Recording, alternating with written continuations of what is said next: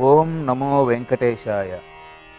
వెంకటాద్రి సమం స్థానం బ్రహ్మాండే నాస్తి కించన. వెంకటేశ సమోదేవో నభూతో నభవిష్యతి. కలియుగ ప్రత్యక్ష దైవము, ఆశ్రిత భక్త కల్పవృక్షము, భక్తుల కొంగు బంగారమైన తిరుమల శ్రీ వెంకటేశ్వర స్వామి వార్ల దివ్య కరుణా కటాక్ష వీక్షణాలు భక్తులకందరికీ లభించాలని సంప్రార్థన గావిస్తూ, శ్రీవారి దేవాలయం ఎన్నో అద్భుతాలకు, అఖండమైనటువంటి పుణ్యాలకు నిలయం. కలియుగంలో మానవుల కోసం తానే వైకుంఠాన్ని వదిలి భూలోకానికి తరలి తిరుమల కొండ మీదికి వేంచేసిన వాత్సల్య పరిపూర్ణుడు వెంకటేశ్వర స్వామివారు. శ్రీ వెంకటేశ్వర స్వామివారికి వైఖానస ఆగమోక్త సంప్రదాయ ప్రకారంగా ఎన్నెన్నో సేవలు, మరెన్నో పూజలు, ఇంకెన్నో ఉత్సవాలు, అఖండమైన ప్రసాదాల నివేదనలు, ఇవన్నీ ఎవరి కోసం?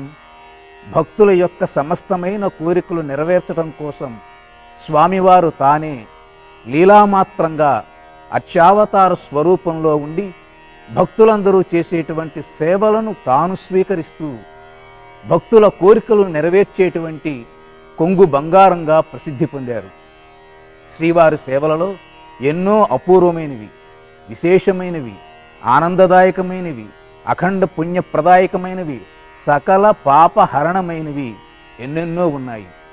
వాటిల్లో విశిష్టమైనవి మంగళవారం నాడు స్వామివారికి చేసేటువంటి అష్టదళ పాద పద్మారాధన. అసలు ఈ పదమే వింటూ ఉంటే చాలు మన మనస్సు పులకరిస్తుంది. మన మనస్సునే పద్మంగా చేసి స్వామివారి పాద పద్మాలకు సమర్పణ చేస్తున్నామా అనేటువంటి భక్తి భావం భక్తులను పరవశింపచేస్తుంది. గర్భాలయంలో జరిగేటువంటి ఈ అష్టదళ పాద పద్మారాధన అనేటువంటి కార్యక్రమం శ్రీవారి వార సేవలలో ప్రముఖమైనదిగా ఆగమశాస్త్రం ద్వారా మనకి తెలుస్తుంది. మంగళవారం అంటే చాలామందికి ఆ రోజు పనులు చేయటానికి పెద్దగా ఇష్టపడరు. కానీ శాస్త్ర ప్రకారంగా మంగళవారం అంటే జయవారము అని పేరు. జయాన్ని కలిగింపచేస్తుంది.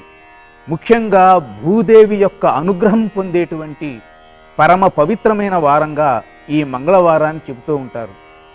శ్రీవారికి మధ్యాహ్నం పూట జరిగేటువంటి ఏ అర్చనా కార్యక్రమం ఏదైతే ఉందో ఆ అర్చనా కార్యక్రమంలో భాగంగా ఈ అష్టదళ పాదపద్మారాధన కైంకర్యం జరుగుతూ ఉంటుంది.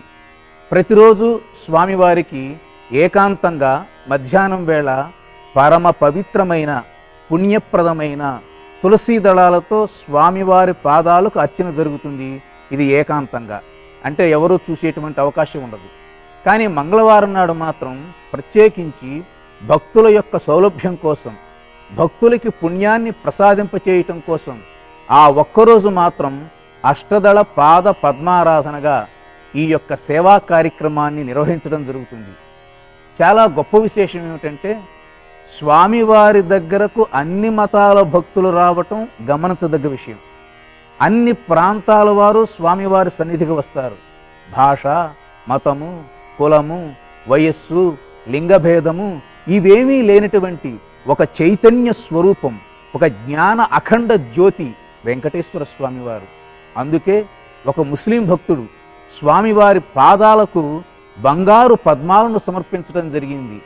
అప్పటి నుంచి స్వామివారికి ఆ భక్తుడు ఇచ్చేటువంటి బంగారు పద్మాలతోనే పూజ చేయటం అనేటువంటిది ఈనాటికి మనం చెప్పుకోదగ్గ గొప్ప విషయం. కాబట్టి భక్తి అనేటువంటి దానికి కులము మతము అడ్డురాదు. భక్తికి మూలము మనస్సు యొక్క అర్పణ. కాబట్టి అష్టదళ పాద పద్మారాధనలో భక్తులందరూ తెలుసుకోవలసిన ఒక మహత్తరమైన విషయం ఏంటంటే, మీ మనస్సును స్వామివారి పాదాలకు సమర్పించటం. ఇటువంటి అపురూపమైనటువంటి కార్యక్రమంగా ఈ యొక్క అష్టదళ పాద పద్మారాధన కార్యక్రమం జరుగుతుంది. నిజంగా ఇది ఇటీవల కాలంలో ప్రవేశపెట్టిందా, లేకపోతే ప్రాచీన కాలం నుంచి ఈ పాద పద్మారాధన అనేటువంటి కైంకర్యం జరుగుతుందా అనేటువంటిది కూడా మనం తెలుసుకోవాలి. తిరుమలలో ఏ కార్యక్రమమైనా సరే అనాదిగా యుగ యుగాలుగా తరతరాలుగా మన పూర్వీకులందరూ చూసి తరించినటువంటి అంశాలే ఇప్పుడు ఈ తరంలో మనం చూస్తూ ఉన్నాము. అత్యంత పూర్వయుగాలలో బ్రహ్మదేవుడు సమస్తమైన దేవగణాలతో కలిసి ఆకాశగంగలో ఉండేటువంటి గంగానదిలో ఉండేటువంటి బంగారు పద్మాలను తీసుకుని వచ్చి స్వామివారి యొక్క పాదాలకు అర్చన చేసినట్లుగా మనకి బ్రహ్మాండ పురాణము ఇతర పురాణాల ద్వారా తెలుస్తుంది. సాక్షాత్తు ఆదిశేషుడే తిరుమల కొండగా మారినట్లుగా మనకి సంప్రదాయం చెప్తుంది. అటువంటి ఆదిశేషుడే పాతాళ లోకంలో ఉండేటువంటి కపిల మహర్షికి ఈ రహస్యం చెప్పాడట. ఏమండి, స్వామివారి యొక్క అనుగ్రహం తొందరగా పొందాలంటే ఏమిటి అని అంటే బంగారు పద్మాలతో అత్యంత ప్రాచీన కాలంలో బ్రహ్మదేవుడు ఈ యొక్క పద్మ అర్చనా కార్యక్రమాన్ని చేశారు అని. ఇక్కడే మనం ఒక విషయం గమనించాలి. ఆకాశంలో ప్రవహించేటువంటి గంగానదికి మందాకిని అని పేరు. భూలోకంలో ప్రవహించే గంగానది పేర్లు వేరు. కానీ ఆకాశంలో స్వర్గంలో ప్రవహించేటువంటి గంగానదికి మందాకిని అనేటువంటి పేరు. కాబట్టి ఆ మందాకినిలో ఉద్భవించిన అపురూపమైన దివ్య తేజస్సు కలిగిన పవిత్రమైన పావనమైన మంగళకరమైన ఉద్దిష్టమైన పుణ్యప్రదాయకమైన ఆ బంగారు పద్మాలను బ్రహ్మదేవుడే స్వయంగా వచ్చి స్వామివారి పాదాలను ఆరాధించాడు. ఇందులో మరో గొప్ప విషయం ఉంది మనకి. బ్రహ్మదేవుడు సాక్షాత్తు విష్ణుమూర్తి యొక్క కుమారుడు. అంటే కొడుకు తండ్రికి చేసేటువంటి తొలి పాద పూజ. తల్లిదండ్రుల్ని సేవించేటువంటి కుమారులందరూ ఈ అంశాన్ని గ్రహించాలి. కాబట్టి తండ్రికి చేసేటువంటి ఒక సమర్పణపూర్వకమైనటువంటి ఈ పాద పద్మారాధనలో మరొక గొప్ప విషయం ఉంది. ఈ భూమంతా ఒక పద్మమే అని మనకి పద్మపురాణం చెప్తుంది. సాక్షాత్తు శ్రీమన్నారాయణ యొక్క నాభి అంటే బొడ్డు నుంచి పుట్టినటువంటి పద్మంలో పుట్టినవాడు బ్రహ్మదేవుడు. కాబట్టి ఆయనకి పద్మ గర్భుడు అని పేరు. విష్ణుమూర్తికి పద్మనాభుడు అని పేరు. దీనిని బట్టి పద్మం యొక్క ప్రాధాన్యత మనకి తెలిసి వస్తుంది. రెండవది, లక్ష్మీ అమ్మవారు ఎక్కడ పుట్టింది? పద్మంలోంచే పుట్టింది. కాబట్టి పద్మానికి ఉండేటువంటి ప్రముఖత్వము ఏదైతే ఉందో అది కూడా దీని ద్వారా మనకి తెలుస్తుంది. రెండవది, ఆలయాన్ని కమలాలయంతో పోల్చారు. ఈ విధంగా మానవ జీవనము సృష్టి మొత్తము ఈ పద్మం మీదనే ఆధారపడి ఉంది. కాబట్టి ఎవరైతే ఈ అష్టదళ పాద పద్మారాధన కార్యక్రమంలో పాల్గొంటారో, ప్రత్యక్షంగా వీక్షిస్తారో వారికందరికీ సమస్త సృష్టిని పూజించినటువంటి ఫలం కలుగుతుంది. ఇటువంటి అష్టదళ పాద పద్మారాధన, అష్ట అనేటువంటి శబ్దంలో 8 అని అర్థం. 8 పద్మాలు లేకపోతే 8 దళాలు ఉన్నదేనా, లేకపోతే నవ లేకపోతే దశ ఇలా ఉన్నాయా అని అనుమానం వస్తుంది. మీకందరికీ తెలుసు, సహజంగా పద్మానికి 8 దళాలు మాత్రమే ఉంటాయి. అనంతర కాలంలో 20 దళాలు 50 దళాలు, కావ్యాలలో పురాణాలు అయితే శతపత్ర సహస్రపత్ర అనేటువంటి పదాలు కూడా కనిపిస్తాయి. కాబట్టి అష్టదళ పాద పద్మారాధనలో గొప్ప సత్యము, భౌతికమైన అంశం ఏది ఉందంటే పద్మం 8 దళాలతో ఉంటుంది. ప్రతి మనిషి జీవించాలంటే 8 అంశాలు ఉంటాయి. ఆ 8 అంశాలు పరమాత్మ అనేటువంటి జీవము సరోవరంలో ఉద్భవిస్తాయి. కాబట్టి మన ప్రాణము, మన జీవనము, మన ఆలోచనలు, మన ప్రవర్తన ఇదంతా ఆ పద్మంలో ప్రతిఫలిస్తుంది. కాబట్టి అష్టదళ పాద పద్మారాధన అనేటువంటి ఈ సేవ చాలా విశిష్టమైనదిగా మన వాళ్ళందరూ పేర్కొంటూ ఉంటారు. స్వామివారి ఆలయంలో ఈ అర్చనా కార్యక్రమాన్ని నిర్వర్తించే ముందర సంకల్పాది కార్యక్రమాలన్నీ చేసి బంగారు పద్మాలను అర్చకుడు స్వామివారి యొక్క పద్మ పీఠము ముందర కూర్చుని వేరొక అర్చక స్వామివారు ఈ యొక్క వెంకటేశ్వర స్వామి వారి యొక్క దివ్యమైన అష్టోత్తర శత నామాలను చదువుతూ ఉండగా ఆ బంగారు పద్మాలను స్వామివారి యొక్క పాద సన్నిధి దగ్గర ఉంచడం జరుగుతుంది.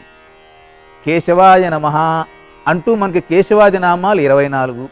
ఆ 24 కేశవాది నామాలు అయిన తర్వాత వెంకటేశ్వర స్వామి వారికి పరమ ప్రీతికరమైన, మనం కూడా వింటూ ఉంటే ఎంతో ఆనందం కలిగించేటువంటి 108 నామాలతో స్వామివారికి అర్చనా కార్యక్రమం జరుగుతుంది. ఇందులో మరొక విశేషం కూడా ఉంది. స్వామివారి యొక్క పాదాల దగ్గర ఈ పద్మాలను ఉంచటానికి వినియోగించే పీఠం ఉంటుంది, బంగారు పీఠం. ఆ పీఠము 6 విధాలుగా అంతరువులుగా ఉంటుంది. కింద అంతరువు అంటే కింద స్థానం తిరుమల కొండ ప్రథమ కొండగా మనం భావించినట్లయితే, పైన ఉండేటువంటి 5తో కలిపి 6 కొండలైతే ఏడో కొండ మీద స్వామివారు ఉన్నట్లుగా అద్భుతంగా ఆ యొక్క ఈ పద్మ పీఠం అనేది మనకు కనిపిస్తూ ఉంటుంది.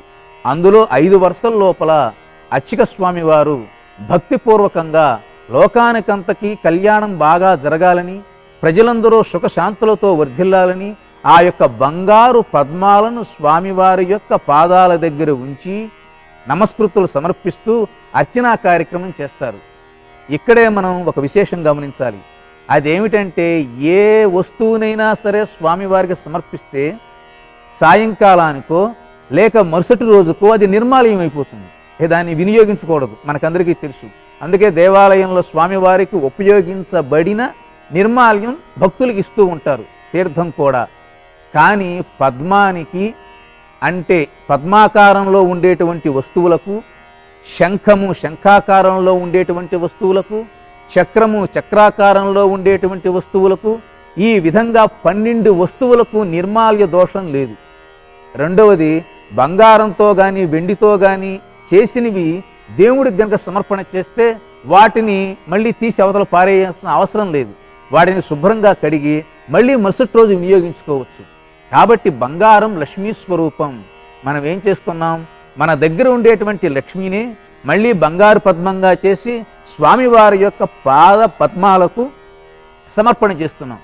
దీనినే ఆగమంలో గొప్ప విషయంగా చెప్పబడింది. స్వామివారి సన్నిధికి అమ్మవారిని మనం చేరుస్తున్నాం బంగారం రూపంతో.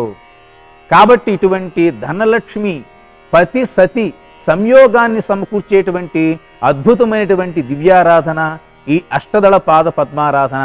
స్వామివారు పాదాలు పద్మాలు, స్వామివారు చేతులు పద్మాలు, స్వామివారు ముఖము పద్మము, స్వామివారి యొక్క నేత్రాలు పద్మదళాయ నేత్రాలు, సమస్తము పద్మమయంగా ఉండి స్వామివారి హృదయ పద్మంలో ఉండేటువంటి లక్ష్మీ అమ్మవారు ఈ విధంగా సమస్తము పద్మమయమే.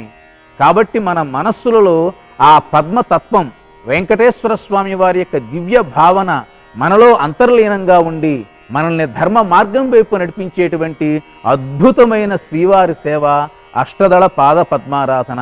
చివరగా స్వామివారిని మనం ఈ విధంగా ప్రార్థించాలి. నీ పాద కమల సేవయు, నీ పాదార్చికలతోటి నెయ్యము, నితాంతాపార బోతుదయ్యు, తాపసమందారా నాకు దయసేయ కదే. మనం ఏం కోరుకోవాలి? స్వామి ఐశ్వర్యాలు, అధికారాలు, అద్భుతమైనటువంటి సంపదలు ఇవన్నీ అశాశ్వతం, మనకందరికీ తెలుసు. మనిషే జీవించలేడు, ఇంకా ఆస్తులు ఇవన్నీ ఉంటాయా? కానీ మనకేం కావాలి? నీ పాద కమల సేవయు. ఈ అష్టదళ పాద పద్మారాధన ద్వారా మనం తెలుసుకోవాల్సింది ఏమిటంటే స్వామివారి యొక్క పద కమల యొక్క సేవ, అందరి పట్ల దయ. అదేవిధంగా ఎల్లప్పుడూ స్వామివారి యొక్క సేవలో నిమగ్నమయ్యే వ్యక్తులతో నాకు పరిచయాన్ని కలగచే స్వామి, ఇది చాలు అన్నారు. కాబట్టి అష్టదళ పాద పద్మారాధన ద్వారా భక్తులందరూ విశిష్టమైన స్వామివారి తత్వాన్ని గ్రహిస్తూ స్వామివారి యొక్క భక్తులు, శ్రీవారి భక్తులతో జీవితాంతము కలిసి నడుస్తూ జీవితాన్ని ధన్యం చేసుకుందురుగాక. ఓం నమో వెంకటేశాయ.